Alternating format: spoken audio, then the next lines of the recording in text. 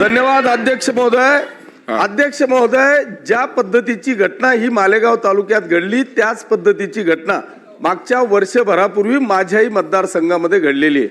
ह्याच अधिवेशनातून माननीय मुख्यमंत्री महोदय एकनाथ शिंदे साहेब असताना त्यांचं सांत्वन त्या ठिकाणी कुटुंबाचं केलं.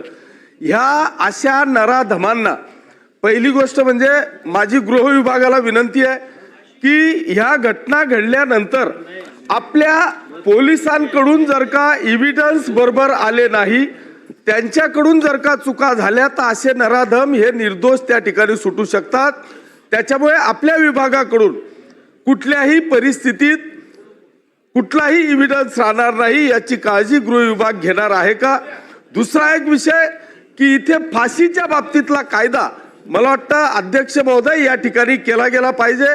अशा नराधमांना जोपर्यंत या राज्यात फासावर लटकवलं जात नाही आणि ते चित्र या महाराष्ट्रभर पसरत नाही तोपर्यंत मला वाटतं अशा पद्धतीच्या घटना या ठिकाणी थांबणार नाहीत. म्हणून अध्यक्ष महोदय माझी विनंती आहे की ही केस 6 महिन्याच्या आत संपेल का, ह्या अशा नराधमांकरता फाशीचा कायदा आपण या ठिकाणी आणणार का, असे 2 सब्जेक्ट विषय माझे या ठिकाणी. अध्यक्ष महोदय, सभागृहातल्या अनेक सदस्यांनी आपल्या भावना व्यक्त केलेल्या आहेत आणि गेल्या काही काळामध्ये लहान मुलींवरचा बलात्कार आणि खुनाचे प्रकार वाढले नक्की, आणि त्यामध्ये पण त्यांना अरेस्ट होते तातडीने, गृह विभाग पोलीस विभाग आपला अटक करतो, परंतु ते तात्काळ त्यांना जी काही सजा झाली पाहिजे ती होत नसल्यामुळे गुन्हेगारांवर जो काही वचक बसला पाहिजे तो बसत नाही. आणि म्हणून मुख्यमंत्री आम्ही चर्चा करून यामध्ये एकतर विशेष वकील तात्काळ देणं, फास्ट ट्रॅकवर ही केस चालवणं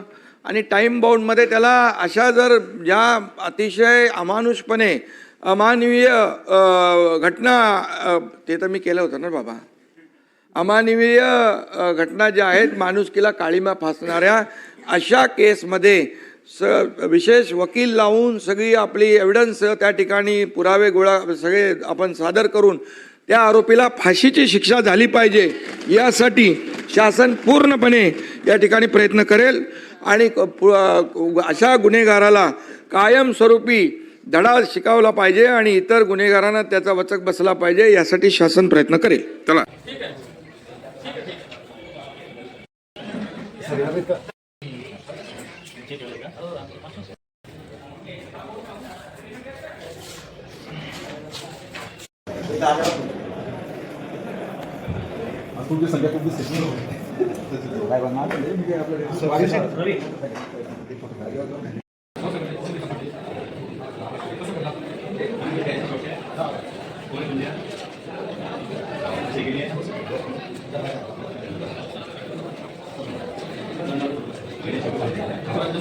इधर